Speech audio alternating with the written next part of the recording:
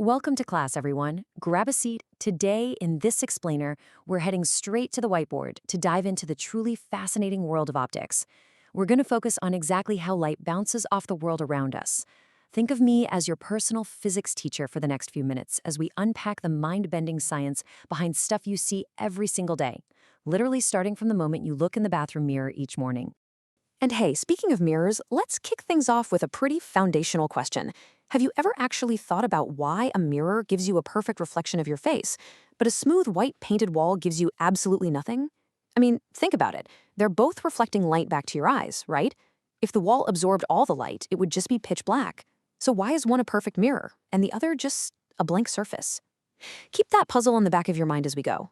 All right, here's our syllabus for today's explainer. We're going to start with a quick welcome to Optics 101, then we'll hit the golden rules, compare specular versus diffuse reflection, look at the magic of spherical mirrors, and wrap up with a really cool concept of total internal reflection. All right, let's jump right into section 1. Welcome to Optics 101. Time for the fundamentals. So let's start with the absolute basics. Quite simply, reflection is what happens when an electromagnetic wave of light hits a boundary between two totally different media and then bounces right back into the medium it originally came from. It doesn't pass through, it just rebounds right back. Now, to map this out conceptually on our mental whiteboard, we've got to lock down 3 key vocabulary terms. First up is the incident ray. That's just the incoming ray that lands on the surface. Next is the reflected ray, which is the light wave bouncing off. And finally, the normal. This one's absolutely crucial. The normal is an imaginary line drawn exactly perpendicular, so at 90 degrees, to the reflecting surface right at the point of impact. We're going to measure all our angles against this imaginary normal line. Moving on to section 2, let's talk about the golden rules, or the laws of reflection. You know, physics is all about rules, and the main event here is the universal law of reflection. It basically states 2 big things. First, the incident ray, the reflected ray, and that normal line all lie perfectly flat in the exact same plane. And second, the angle at which the incident light hits the surface, again measured relative to the normal, will exactly equal the angle at which it leaves. Angle of incidence equals angle of reflection. Boom. It is just wonderfully, perfectly symmetrical. But you might be wondering, why does light actually behave this way? Well, this perfectly symmetrical bouncing stems from something called Fermat's principle. And Fermat's principle basically tells us that light is incredibly efficient. Honestly, you might even call it a bit lazy. It always, and I mean always, takes the path between 2 points that requires the absolutely least amount of time. So if you break out a bit of calculus to minimize the time it takes for a beam of light to travel from point A, hit a surface at some point P, and then travel to point B, the resulting math proves that to keep that travel time to the absolute minimum, those angles of incidence and reflection simply must be equal. The law of reflection is really just light figuring out the fastest route possible. Okay, section 3, specular versus diffuse. Let's look at the different types of reflection. So if the math is always that perfectly symmetrical, why does the real world look so messy? Well, this finally answers our opening question. You see, a perfectly smooth mirror creates what we call specular reflection. Because the surface is uniformly flat, all those incoming parallel rays hit identical normals and bounce uniformly together, completely preserving the image. But a rough white wall, even if it feels super smooth to the touch, it is actually incredibly jagged on a microscopic scale. This creates diffuse reflection.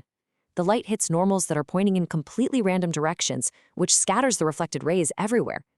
You still get light bouncing back, which is why you can see the wall in the first place, but the actual image is completely destroyed. All right, on to section 4, spherical mirrors. Let's talk about curved reflections. Now that we've totally mastered flat surfaces, let's see what happens when we actually bend them. To analyze these spherical mirrors, we need to map out a few geometric points. We have the pole, which is just the dead center of the mirror's surface. Then the center of curvature. That's where the center of the sphere would be if the mirror were a complete full ball. And crucially, we have the focus.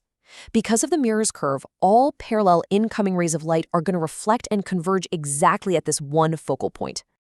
As physics students, we use the fundamental mirror equation to calculate exactly where an image will form. It goes like this. 1 over the focal length equals 1 over the image distance plus 1 over the object distance. But hey, a quick pro tip for your exams. Always keep in mind your sign conventions. The object distance, represented by u, is practically always a negative number because the object is placed in front of the mirror. Stick to the signs, and I promise you, the math works like magic. And honestly, this math is incredibly useful in the real world. By manipulating these spherical curves, optical engineers can do some really amazing things. They use concave mirrors to magnify images for things like your shaving or makeup mirrors, or to focus brilliant parallel beams of light straight out of your car headlights. On the flip side, they use outward curving convex mirrors as security mirrors to monitor entire parking lots. They take a massive wide field of view and shrink it right down. Which brings us to our final topic, Section 5, Total Internal Reflection, or how we actually trap light. For our final lesson today, we are going to break the boundaries of standard reflection and talk a little bit about refraction.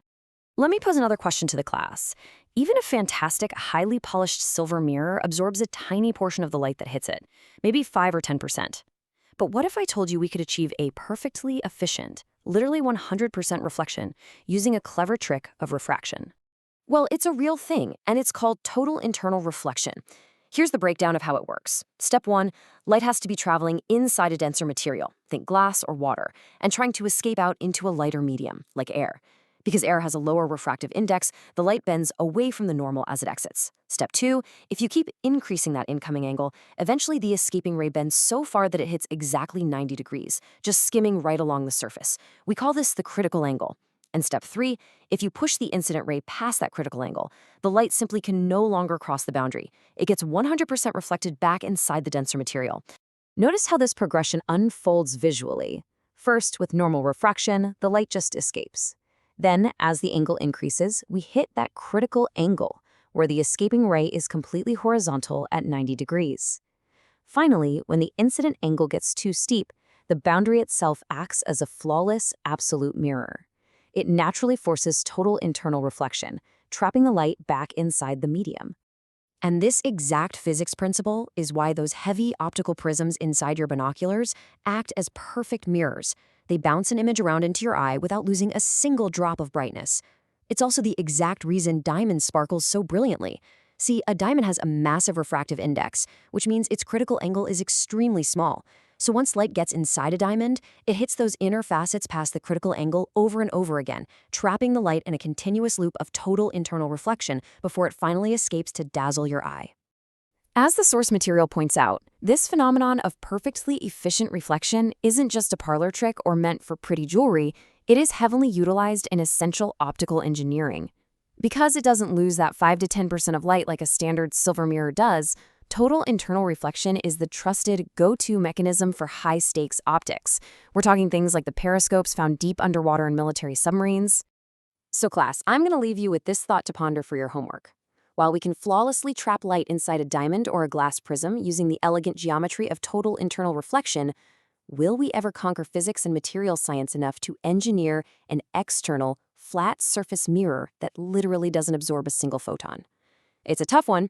Keep observing all that light bouncing around your world, and we'll see you in the next explainer.